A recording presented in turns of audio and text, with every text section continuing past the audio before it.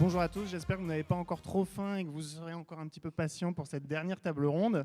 On va essayer de discuter de la promotion du patrimoine culinaire et des terroirs à l'étranger avec donc mes 4 experts. Sophie Bogdelin, qui est donc directrice marketing stratégique Le Sieur Groupe Avril. Jean-René Buisson, président de l'agence OPEXA. Laurent Collanget, directeur général associé Consumer Lansdal. Et Christophe Brohard, président de la société SAPP Maxims. Pour essayer justement de répondre à cette question, je vais d'abord me tourner vers Sophie Bogdelin. Vous représentez une marque, contrairement à 2 de nos 3 amis. Et vous représentez une marque un peu particulière, puisque le Sieur, c'est évidemment l'huile. Comment est-ce que, quand on vend un produit qui disparaît dans la recette, on peut s'appuyer sur la notion de patrimoine culinaire et de terroir ? Eh bien quand même, avec l'huile Le Sieur, on est au cœur de l'action de cuisiner. Et pour nous, il n'y a pas de cloisonnement entre une cuisine où il se passerait des choses opaques d'un côté et puis la table où on dégusterait. En fait, avec d'ailleurs les cuisines ouvertes aujourd'hui, il y a vraiment un va-et-vient entre les deux permanent. Et d'ailleurs à table, on adore parler de la recette qu'on a fait, comment on l'a fait, etc. Et pour vous illustrer ça, nous, on capitalise beaucoup là-dessus, par exemple, avec la nouvelle campagne de communication de Le Sieur qui est sortie il y a 10 jours, qui s'appelle « Mon plat préféré ». L'idée, c'est qu'on a tous un plat préféré qu'on adore, souvent fait par un proche, qu'on aime bien, et on ne sait pas forcément le faire. Et ben, Le Sieur va faire un petit reportage, il va inviter des gens à aller découvrir finalement comment on fait des choses toutes simples comme les patates sautées de ma grand-mère, les œufs mimosa de mon père, le poulet mariné aux agrumes de ma copine Anne-Sophie. Voilà, c'est des choses toutes simples, hein, mais à travers ça, finalement, on est au cœur du patrimoine culinaire français. Et puis c'est important pour Le Sieur puisque c'est quand même une marque qui date de 1908 et qui se transmet de génération en génération. D'accord. Ce que je trouvais intéressant quand on a préparé cette table ronde, c'est qu'on parle donc de la promotion du patrimoine culinaire, des terroirs, et vous, dans votre démarche, vous vous placez avant le produit, c'est-à-dire qu'une des choses que vous mettez en avant, c'est avant de donner envie de consommer ce produit à l'étranger, on va donner envie de cuisiner, qui forcément, ça va un peu avec la réponse que vous venez de faire et la question que je vous ai posée, en fait, puisque vous êtes dans l'acte de cuisiner plutôt que dans la dégustation en soi. Oui, vraiment, la mission de Le Sieur, c'est de donner à tous le goût de manger mieux. Et dans le goût de manger mieux, il y a évidemment la cuisine. Et là, on va allier le plaisir et la nutrition. Alors, par exemple, ça se fait avec une web-série avec Fred Chénaud, qui, dans les paris du Globe-Trotter, du Globe Cooker, va aller à la rencontre de cuisines du monde. Et ça peut aller du Cameroun au Danemark, en passant par la Thaïlande, etc. Et on va finalement apprendre à cuisiner des plats qu'on ne saurait pas faire. Et ça rebondit un petit peu sur certaines expériences qu'on a vues tout à l'heure et qui permettent aussi de finalement créer du lien social et de mieux vivre ensemble. D'accord. Et toujours en se plaçant encore une fois avant l'acte de consommation, Le Sieur se place aussi en entreprise responsable. C'est important aussi pour exporter ces terroirs, de dire on n'est pas juste une entreprise, on est une entreprise responsable. C'est nécessaire aujourd'hui ? Alors c'est extrêmement important puisque nous on est convaincus que les consommateurs finalement ils achètent pas seulement un produit, ils achètent aussi une entreprise. Et donc, dans les 3 piliers majeurs de la RSE chez Le Sieur, il y a bien sûr la cuisine et la nutrition dont je vous ai parlé. Il y a agir pour une agriculture durable. Et puis, il y a l'ancrage local. Et l'ancrage local, en France, ça veut dire en France. Et puis, dans les autres pays où on opère, ça veut dire aussi valoriser les filières nationales dans les différents pays. Donc, par exemple, en France, on a monté avec les fleurs de colza une filière spécifique avec 1000 agriculteurs partenaires qui produisent finalement l'huile fleur de colza. Donc on les aide à choisir des semences encore plus riches en oméga 3. On les aide aussi dans les pratiques agriculturales pour limiter les impacts sur l'environnement. Donc, par exemple, il y a jusqu'à 15% d'émissions de gaz à effet de serre en moins par rapport à du colza standard et on les rémunère pour tout ça. Et donc, ce succès en France, on vient de le dupliquer là au mois de février en Tunisie, où on a lancé aussi une filière de colza tunisien, donc avec des fleurs de colza qui ont grandi en Tunisie et de l'huile de colza qui sera vendue en Tunisie. Et ça, pour eux, c'est vraiment intéressant parce que ça leur évite d'importer du soja de l'étranger. Et donc là, en fait, la marque Le Sieur et le savoir-faire français se retirent un petit peu, en tout cas dans la communication, dans le marketing, dans le packaging, au profit du savoir-faire local. En fait, c'est exporter son produit, mais c'est plus tout à fait son produit. Oui, exactement. Là, on ne parle pas complètement de marketing ou de business. On est plus dans une démarche vraiment durable, qui est de dire, on pense qu'on a une mission dans le groupe Avril qui est de valoriser les filières nationales dans les différents pays où on opère. Donc c'est vraiment une volonté de développement durable qu'on a. Mais ça n'empêche pas que peuvent coexister des démarches tout à fait différentes dans l'entreprise. Je vous prends un exemple sur la mayonnaise Le Sieur. En Chine, elle se vend très bien sur des aspects de qualité français, avec la petite tour Eiffel depuis 1908. Et c'est vraiment une mayonnaise de qualité faite en France. Voilà. D'accord, merci. On va passer à Jean-René Buisson. Est-ce que vous pourriez d'abord nous en dire un peu plus sur Sopexa? Est-ce que c'est une agence de communication ou c'est une agence de développement, ou les deux? Est-ce que c'est indissociable? Définitivement une agence de communication 360. Nous intervenons dans tous les domaines de la communication à l'étranger. Nous sommes sans doute, peut-être aujourd'hui encore, la seule agence mondiale qui ne se consacre essentiellement qu'à l'agroalimentaire. Donc c'est un point important, avec 26 agences présentes dans 40 pays, avec des gens biculturels, donc qui connaissent aussi bien la France que les pays dans lesquels ils vivent. Et donc je crois que ça, c'est un avantage compétitif important.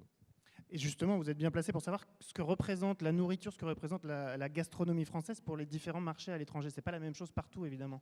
Alors, c'est pas du tout la même chose. On en a beaucoup parlé ce matin, mais effectivement, nous le constatons tous les jours. Il y a des différences d'approche très différentes. Je vais donner quelques exemples, ça peut être le plus simple.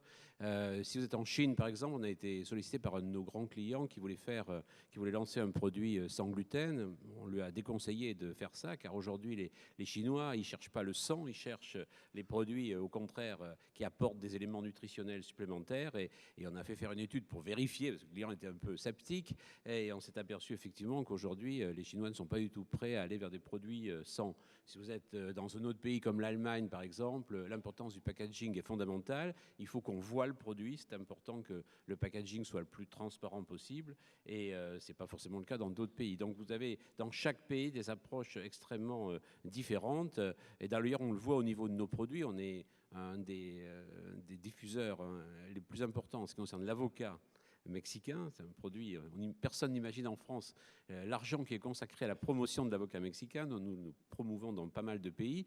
Eh bien, dans certains pays, l'objectif de l'avocat, c'est la beauté, et dans d'autres, c'est la nutrition. Donc, on peut vraiment avoir des spectres d'approche très différents d'un pays à l'autre. Et comment on fait justement pour savoir ce qui marche où? Est-ce que c'est l'expérience, c'est les études? Est-ce que c'est un mélange un peu de tout ça? Vous découvrez encore des choses aujourd'hui complètement improbables? Nous considérons que nous sommes un des principaux apports en matière de tendance de consommation. Donc nous travaillons effectivement de très près sur ces tendances-là, avec différents systèmes, bien sûr tous les problèmes d'e-commerce qu'on a évoqués ce matin, mais aussi les foodies. Nous suivons les réseaux de foodies du monde entier, et nous les coordonnons le maximum possible pour savoir un peu ce qui se passe. Et notre objectif, c'est que quand un client veut aller dans un pays, il ait une approche la plus complète possible des tendances de consommation, mais détaillée, c'est-à-dire par niveau culturel, par ville, par différentes approches. Et effectivement, c'est quelque chose de très différent d'un pays à l'autre. Au-delà justement de ces arguments de vente, dans tel ou tel pays, il y a aussi des normes.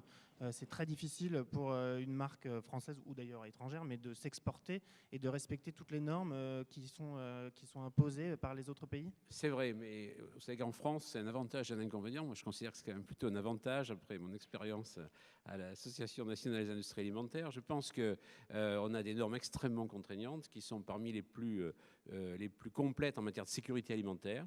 Et finalement, c'est une aide à l'étranger parce qu'il y a très peu de domaines en termes de normes qui ne sont pas couverts sur le plan de la sécurité alimentaire. Et les gens attendent beaucoup sur la sécurité alimentaire. Ils attendent aussi beaucoup sur le côté naturel et sur l'origine des produits. Ça a déjà été évoqué ce matin, donc je ne m'attarde pas trop là-dessus, mais c'est des grandes tendances lourdes qui ressortent. Et au-delà de ces problèmes de normes, il y a aussi le fait qu'il y a énormément des sociétés d'agroalimentaire qui sont des PME. Est-ce qu'il y a un avantage à se regrouper, évidemment, pour essayer de conquérir des marchés? Alors, effectivement, tout à l'heure, on a dit, j'ai entendu dire, l'industrie alimentaire est assez solidaire. Je ne suis pas convaincu tout à fait de ça. Je pense que l'industrie agroalimentaire a encore beaucoup à faire par rapport à d'autres professions pour avoir une action solidaire. Ça repose sur un historique qui est basé sur le fait que la recette se protégeait, et donc, d'une certaine manière, c'est des tendances qui sont restées importantes dans les différentes industries, et les gens ont du mal à aller chasser en meute, et on nous reproche beaucoup au niveau français de ne pas être suffisamment des chasseurs en meute comme le sont d'autres pays qui ont plus l'habitude de travailler en commun. Donc, il faut qu'on travaille sur ces aspects-là parce que les PME sont en général... Vous n'avez jamais oublié qu'il y a 10 000 entreprises agroalimentaires en France. Sur ces 10 000 entreprises agroalimentaires, il y en a 50 grosses ou grandes. Tout le reste, c'est des PME de quelques personnes. Donc, il est important qu'on les aide à aller à plusieurs dans ce domaine-là. Et nous accompagnons, nous, actuellement, une expérience particulière qui s'appelle Gourming et qui a été menée par une entreprise qui s'appelle Le Duf, donc bien connue et très présente à l'étranger sur les brioches, et qui a décidé d'aider les PME en créant une plateforme à l'étranger, une plateforme en France d'abord, et des plateformes à l'étranger où les PME peuvent amener leurs produits et le DUF s'occupe de tout le reste, c'est-à-dire l'étiquetage, la diffusion des produits et la commercialisation. Donc ça, c'est une expérience, il y en a beaucoup d'autres, et en tous les cas, il faut qu'on travaille beaucoup dans ce domaine-là pour aider les PME à ne pas partir seules à l'étranger sans moyens. On parle de PME, du coup je me tourne vers Christophe Broard. Comment justement une PME naissante qui ne fabrique rien, mais qui s'appuie sur des archétypes régionaux français, je pense au foie gras, au champagne, aux galettes, etc. Comment est-ce que justement en y allant seul, vous pouvez être présent dans une trentaine de pays? Alors aujourd'hui, on a un impact évident qui est un impact de la marque, puisqu'on vend aujourd'hui d'abord l'art de vivre à la française. Donc on a une marque qui est plus que centenaire, qui est très connue, qui a une vraie notoriété. Donc c'est le premier critère. Mais derrière, effectivement, au-delà de cette marque, on peut pas se contenter de prendre des produits et de juste leur coller une étiquette avec une marque telle que Maxim's. Donc notre premier rôle, c'est d'abord de faire du sourcing, donc d'aller dans les régions justement et de trouver des partenaires qui soient des partenaires qui aient la taille idéale, c'est-à-dire ni trop gros ni trop petits, qui puissent également faire de la personnalisation, c'est-à-dire qu'on ne se contente pas de reprendre des recettes ou des produits existants, mais qu'on puisse les enrichir, les développer en partenariat également avec ses fournisseurs. Et donc, il y a une notion de recherche permanente, de veille permanente, de curiosité intellectuelle qui consiste à voir quelles sont les tendances et ce qui peut intéresser les consommateurs à l'étranger sous une marque telle que la nôtre. Donc justement, même question, mais vous avez dû le découvrir par vous-même. Comment est-ce qu'on découvre les best-sellers dans les pays? Est-ce qu'on a des surprises parfois? Alors, les best-sellers, c'est effectivement c'est très très variable. On a parfois des anticipations qui sont déçues. On a parfois aussi des produits qu'on n'attendait pas qui vont se révéler être des produits particulièrement performants. Il y a une notion d'histoire, il y a une notion de culture, il y a des réalités en fonction des régions. Bon, nous, on a par exemple des produits très typiques tels que la crêpe dentelle bretonne, qui est un produit on ne peut plus français, qui est produit uniquement dans une région spécifique, qui est un produit qui est très connu à l'étranger, qui plaît énormément à la clientèle asiatique et notamment aux Japonais. Et on a fait très rapidement la découverte, après quelques années d'existence, que quand on proposait ce produit dans des environnements adaptés à une clientèle japonaise, il y avait un vrai retour. Alors ce produit est un best-seller dans l'ensemble des marchés sur lesquels on est présent aujourd'hui, mais plus particulièrement sur certains marchés. Et aujourd'hui, on a des boutiques qui sont sur Paris, qui sont établies pour une clientèle qui est majoritairement internationale. Et ces boutiques servent également de laboratoire, c'est-à-dire qu'aujourd'hui, l'intégralité de la gamme est accueillie, validée, appréciée, testée par l'ensemble des clients qui passent dans cet environnement et nous permettent de dégager des tendances. Et au-delà des produits, comment on choisit où s'implanter quand on est une PME? Alors aujourd'hui, on est sur une marque qui est très spécifique, qui est une marque française, qui est une marque plutôt haut de gamme, qui se positionne dans le domaine de l'épicerie fine. Donc on a déjà une segmentation naturelle qui est qu'on est sur des marchés de niche aujourd'hui, quels que soient les marchés sur lesquels on va être présent. On n'est pas sur des marchés de volume, des marchés de grande consommation. Et ensuite, il y a un profil à la fois culturel et social qui fonctionne très bien sur une marque telle que la nôtre. C'est-à-dire qu'on considère très souvent que la marque a un statut social très important et que dans les pays où consommer un certain type de marque est un signe extérieur de richesse, d'appartenance ou un moyen de démontrer qu'on a acquis un certain niveau dans la société, la marque fonctionne particulièrement bien. Donc les BRIC, par exemple, ont été des pays importants pour nous dans notre développement. Plus globalement, quand on peut associer la culture française, l'art de vivre à la française et ce statut de marque avec une marque telle que la nôtre, ce sont des marchés prioritaires. Après, bien évidemment, on ne s'adresse pas aux marchés aujourd'hui qui sont sur des besoins élémentaires, puisqu'aujourd'hui, on est dans le domaine du luxe, donc quelque part du superflu agréable. Mais il existe des pays en fait, où le statut social et le fait de consommer des marques est en fait moins important que dans d'autres. Alors effectivement, c'est très tranché, hein. Bon, traditionnellement, considérons par exemple qu'en Europe du Nord, on a beaucoup plus de difficultés à exporter une marque telle que la nôtre, parce que les préoccupations qui sont plutôt des préoccupations de santé, des préoccupations écologiques, sont assez éloignées du statut d'une marque telle que la nôtre. Et le fait d'être représenté par une marque ou d'avoir un symbole social sur une marque telle que la nôtre est anecdotique par rapport à des pays tels que la Russie ou la Chine, où là effectivement ce message passe très fortement. Vous parliez de la sélection des produits, de trouver justement les fournisseurs, de trouver les fabricants. On a presque l'impression qu'il y a une démarche didactique en fait derrière votre sélection, que vous avez une de vos missions, c'est de faire découvrir les terroirs français et justement les produits français à l'étranger. Ça fait vraiment partie de l'ADN de Maxim's. Alors, c'est déjà un plaisir à la base, hein, puisque quitte à aller chercher des produits, autant aller explorer effectivement ce qui se fait de mieux dans nos régions et trouver des produits qui soient agréables, qu'on ait envie de vendre. Au-delà de ça, on a la combinaison d'une marque très statutaire, qui est très parisienne, hein, elle s'appelle Maxim's de Paris, donc on est vraiment dans un univers très parisien, très français. Mais au-delà de ça, on s'est rendu compte qu'il y avait une vraie attente sur le fait de pouvoir aller sourcer effectivement des produits très représentatifs. On fait des pâtes de brie qui viennent d'Auvergne, des calissons de Provence, du caramel de Bretagne, etc. Et de rassembler tous ces produits sous une bannière qui soit une bannière très française, très parisienne, l'équation fonctionne plutôt bien. Et donc c'est vous qui faites vos propres packaging. Absolument, ça fait partie effectivement de l'ADN de la société, c'est-à-dire qu'on considère qu'aujourd'hui on vend une marque, elle est ce qu'elle est, on ne va pas en faire autre chose que ce qu'elle est aujourd'hui. On vend également des produits qu'on est allé chercher, qu'on a essayé d'élaborer de la manière la plus performante qui soit. Mais au-delà de ça, il faut faire un clin d'œil à nos consommateurs, les convaincre très rapidement. Il y a toujours une culture très forte du développement packaging pour effectivement faire en sorte que le produit soit le plus attractif possible, avant même d'expliquer ce qu'il peut y avoir à l'intérieur. D'accord. Bah pour parler packaging, vous avez vu cette très bonne transition, je crois. pour parler packaging, justement, je me tourne vers Laurent Collangette. Donc, selon vous, vous me disiez, quand on préparait cette table ronde, on est dans une période d'affirmation des cultures culinaires. Qu'est-ce que ça veut dire précisément ? En fait, on est dans l'affirmation du local. Aujourd'hui, il faut savoir que pour un consommateur, le local, c'est la garantie d'un produit bon et d'un produit bien fait. Alors, on a la chance en France d'avoir un patrimoine effectivement culinaire et des terroirs qui sont extrêmement réputés dans le monde. La France fait vendre et l'origine française apporte de la valeur aux produits. Il y a quelques années, on avait des clients français qui venaient nous voir pour adapter leur packaging parce qu'ils souhaitaient vendre leurs produits dans de nouveaux pays et ils nous demandaient d'imiter les codes locaux. Je me souviens d'un petit producteur de vin qui était venu nous voir en nous disant « Voilà, j'aimerais vendre mes vins en Angleterre, faites-moi un packaging anglais, s'il vous plaît. » Aujourd'hui, c'est fini, on ne fait plus ça. D'accord, pardon. Du coup, qu'est-ce qu'on fait aujourd'hui ? Aujourd'hui, on est beaucoup plus, effectivement, on assume nos origines, on les affirme, et les consommateurs étrangers cherchent à acheter et à reconnaître cette origine. En revanche, comme on l'a dit tout à l'heure dans une des tables rondes, notre patrimoine culinaire et nos terroirs sont très complexes, très diversifiés, et ce n'est pas évident de les exporter en Chine ou aux États-Unis. Et on est obligé pour cela de créer des repères pour ces acheteurs, pour qu'ils identifient tout de suite nos produits bien français. Alors je suis venu avec quelques exemples pour vous montrer comment une agence de design telle que la nôtre pouvait adapter, comment refléter notre identité française à l'international. Alors, le premier cas, on est effectivement dans la vulgarisation, je dirais, de nos codes, de notre identité. On va dire, assimiler nos terroirs et on va les globaliser d'une certaine manière au travers d'une identité nationale. Alors, cette identité nationale qui doit être connue et reconnue à l'international. Tout à l'heure, Mathias Daune nous a présenté ses biscuits qu'il vend en Chine avec une tour Eiffel. Alors, sur une boîte avec un coffret avec beaucoup de biscuits, on peut imaginer que c'est un cadeau, que c'est festif, et que donc, cette image festive est traduite par Paris.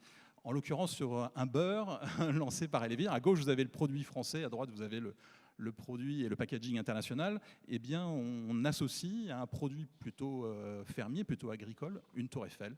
On va aussi renforcer les codes statutaires, c'est-à-dire qu'on va mettre en avant des étoiles, on va adosser effectivement un qualificatif au beurre, donc c'est un beurre gastronomique, et la présence de l'or sur le packaging va être beaucoup plus forte. Et puis en petit, dans un petit coin, on va quand même dire, voilà, ça vient de Normandie, et puis on reconnaît notre drapeau tricolore. Est-ce qu'on est forcément prisonnier des clichés quand on fait du non, packaging on va y venir.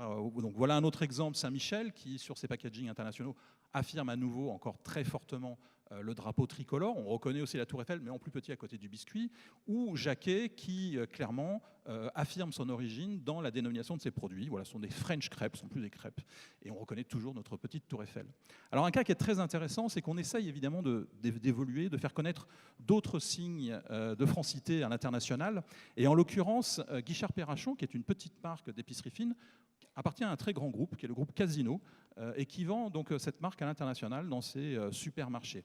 On a fait le choix d'utiliser un symbole qui est la toile de Jouy, qui est un symbole peut-être à destination des connaisseurs, puisque la vision de cette marque et la volonté de cette marque, c'est de faire connaître le meilleur de la France à tous les gourmets du monde entier. Au-delà même du fait qu'ils la connaissent ou qu'ils ne connaissent pas la toile de Jouy, on a des scénettes qui expriment la tradition et qui expriment l'histoire française. Il n'y a aucune traduction sur ces packagings, ce sont les mêmes dans le monde entier. Seule une contre-étiquette valorise et traduit évidemment les ingrédients, la recette, et on affirme et on assume les terroirs. Voilà, il y a des crêpes ou de dentelle bretonne. Voilà. Alors, le troisième cas est un cas qui est particulièrement innovant et intéressant en termes d'approche globale. Il s'agit d'une vodka qui appartient donc au groupe Pernod Ricard et qui, dès le départ, a fait le choix d'un business model global. C'est une recette mondiale, c'est la même pour le monde entier. Alors, elle n'est pas française, elle est suédoise. Bon, voilà, c'est une entreprise française malgré tout, et qui laisse, on va dire, la possibilité à des fabricants locaux. Donc, ils ont une communauté de partenaires qui se chargent de la fabrication avec des ingrédients locaux. Et de ce point de vue-là, le packaging traduit bien cette idée, puisque vous avez un packaging qui est commun au monde entier, pour tous les pays, pour toutes les villes où est produite cette vodka, mais on vient apposer le lieu de fabrication à la main sur une étiquette déjà imprimée. Alors, c'est intéressant, d'autant plus que le nom est différent, puisque ce n'est pas une vodka, c'est our vodka, c'est notre vodka. Donc quand vous venez chez eux ou chez nous, c'est notre vodka. Et donc on a bien l'affirmation, effectivement, de la dimension locale aussi dans le nom. Et puis toute l'esthétique graphique qui est employée est une esthétique et un registre très local, puisqu'on est dans l'artisanat. Voilà, on est dans la petite production, dans le petit faiseur. Et c'est quelque chose qui valorise et qui intéresse énormément notre consommateur d'aujourd'hui. Financièrement, on aurait tendance à se dire que ce qui est le plus intéressant pour une entreprise, c'est la deuxième option, c'est-à-dire le même packaging pour tout le monde. C'est le cas chez Maxime, justement. Comment est-ce qu'on passe outre ça et pour quelles raisons on passe outre ce réflexe, enfin cette idée préconçue? Alors, il est vrai qu'on a eu une période où on nous a demandé de rationaliser les coûts et de développer une identité packaging identique pour le monde entier. Mais on s'est rendu compte qu'on avait besoin d'apporter un peu d'attention aux consommateurs, de lui donner un peu de considération. Et aujourd'hui, nos clients, et en particulier nos très grands groupes, sont en train de se restructurer autour d'une organisation locale. Et on revient effectivement vers une approche plus locale, en intégrant beaucoup plus fortement, même si on a une vision marketing ou de marque globale, des spécificités, des contraintes et surtout des promesses locales. Est-ce qu'on peut imaginer chez Maxime justement que petit à petit les packaging évoluent ou ils resteront pour encore un certain moment identiques partout? Alors, il y a une vraie évolution, mais qui est dans la durée. C'est-à-dire qu'aujourd'hui, on a un vrai challenge qui est qu'on a une marque traditionnelle, mythique, mais qu'on doit également exprimer une forme de modernité. Donc, il y a ce côté très traditionnel et moderne en même temps, qui est un peu le grand écart à réaliser. Au-delà de ça, on a un statut de marque qui fait qu'idéalement, les produits qu'on va trouver à Paris, à Tokyo, à Londres ou à New York doivent être les mêmes, puisque les gens vont acheter un produit Maxime. S'ils l'achètent dans la boutique du Carrousel du Louvre, ils vont l'acheter à Tokyo ou à Francfort. Ça doit être à la base le même produit, idéalement à des prix pas très éloignés. Bon, ça, c'est un peu plus complexe. Au-delà de ça, il peut arriver qu'on ait des réalités très différentes sur certains marchés, c'est-à-dire qu'on a des marchés qui échappent complètement à cette règle et sur lesquels on va pouvoir développer du très spécifique, mais qui va être vraiment réservé à ce marché. Bon, après, on a la logique économique d'une PME, on reste aujourd'hui une PME, qui fait que le fait de globaliser permet aussi des économies d'échelle relativement importantes, des coûts de production qui soient abordables. Si les volumes et le potentiel sur le marché le permettent avec un partenaire spécifique, il a pu arriver, il arrive encore qu'on ait à développer des produits spécifiquement pour un marché qu'on ne retrouvera nulle part ailleurs. On est un peu dans la même configuration sur Guichard-Perrachon. D'une certaine manière, lorsqu'on arrive à l'étranger avec le même packaging qu'en France, finalement, on a l'impression de ne pas lui mentir, de ne pas trahir. On n'a pas changé la recette et donc on n'a pas changé le packaging. Voilà, on lui restitue le produit tel quel. On a donc parlé de plusieurs recettes de packaging pour vendre ces produits à l'étranger, mais on n'a pas vraiment parlé du produit. Est-ce que justement, à partir du moment où on applique toutes ces recettes miracles, mais qui ne sont pas tout le temps les mêmes, mais qu'il y en a plusieurs, à partir du moment où on les applique, est-ce qu'on peut vendre n'importe quel produit français à l'étranger?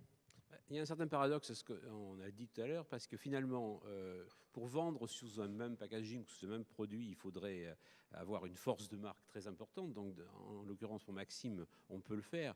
Après, à la fois, si on n'a pas cette force de marque, et aussi avec la demande des différents pays qui veulent avoir aussi des produits d'origine, il faut aller vers l'adaptation. Mais c'est toujours un vrai choix de savoir si on a une marque suffisamment forte, finalement, comme dans d'autres, comme dans le luxe ou dans le cosmétique, pour aller avec sa propre marque, son propre packaging à l'étranger. À ce moment-là, on peut vendre sans doute plus cher, mais c'est une population un peu différente. Ou si on prend un produit qui a une chance de mieux passer sur le produit local et de s'adapter. Alors après, sur votre question précise, il est clair que le consommateur dans tous les pays est de plus en plus sensible à ce qu'il y a dans le contenu, au contenu et pas uniquement au packaging. Et ça, c'est une tendance générale. Elle est très forte dans les pays développés comme la France, mais elle se développe aussi dans tous les autres pays.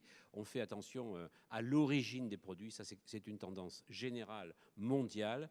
Et on a même des débats en France sur l'origine des pays. Aujourd'hui, on a encore la possibilité d'avoir un certain nombre de produits, par exemple des foie gras, s'ils sont transformés en France, dire qu'ils sont d'origine française alors qu'ils viennent d'autres pays. Bon, c'est des choses qui vont disparaître complètement dans l'avenir parce que le consommateur, qui est quand même de plus en plus averti, sera de plus en plus attentif à ça.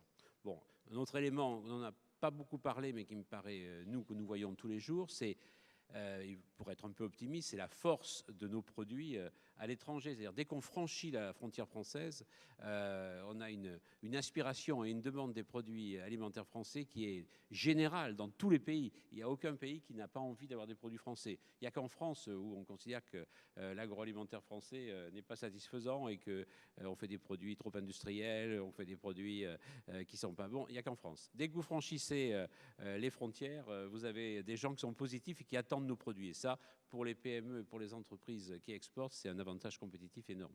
Alors moi, je confirme chez Le Sieur, on exporte à la fois nos recettes traditionnelles, par exemple la mayonnaise originale en Chine, mais on s'adapte aussi aux goûts locaux. Il y a quelque chose que vous ne savez peut-être pas, c'est qu'en fait, en Chine, on utilise la mayonnaise pour faire de la salade de fruits. Et donc, on a lancé une mayonnaise sucrée pour s'adapter au goût local des Chinois. Une dernière petite question, il nous reste 1 minute. Tout à l'heure, on parlait des réseaux sociaux, de la façon de filmer les recettes pour que les vidéos soient virales, etc. Ça change a priori très très vite, c'est-à-dire qu'au bout d'un an et demi, les gens se lassent. J'ai un peu l'impression que c'est le contraire du packaging qui pourtant est aussi basé sur l'image, c'est hyper important. Et malgré tout, on reste sur des symboles qui sont les mêmes depuis des dizaines et des dizaines d'années. Est-ce que le packaging évolue un peu, beaucoup? Est-ce qu'il est en retard sur les autres représentations visuelles des produits et du terroir?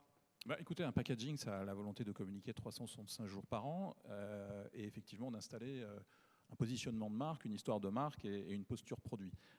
Donc il a vocation à changer effectivement moins rapidement que le digital. Si ça ne s'oppose pas, c'est complémentaire, mais un packaging, on va dire, doit effectivement aujourd'hui évoluer à peu près tous les 2 ans. C'est plus rapide qu'auparavant? Ça change, effectivement, ça évolue rapidement et selon les pays, effectivement, on voit même au Japon des packagings évoluer tous les 6 mois. Très bien. Je vous remercie beaucoup. On est à 14 secondes de la fin, c'est formidable. Merci. Merci. Bravo.